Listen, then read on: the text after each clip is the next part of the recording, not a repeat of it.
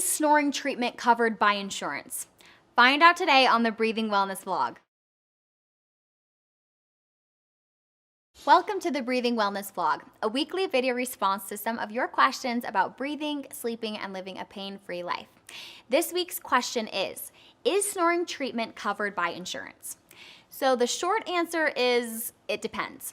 Different insurance policies cover different symptoms, but here's a general answer based on what we see here at the clinic. Snoring itself is not generally a symptom the insurance companies cover treatment for. However, sleep apnea, which is often at the root cause, is something many insurance companies will cover treatment for. So here's how we typically help our patients get their insurance to cover our treatment.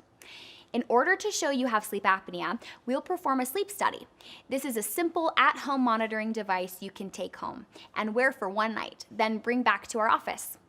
We will then look at the results of this sleep test along with a few other things, and our doctors will make the diagnosis.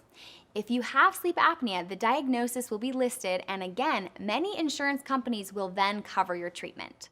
I hope you found this video to be useful. We'll see you next time.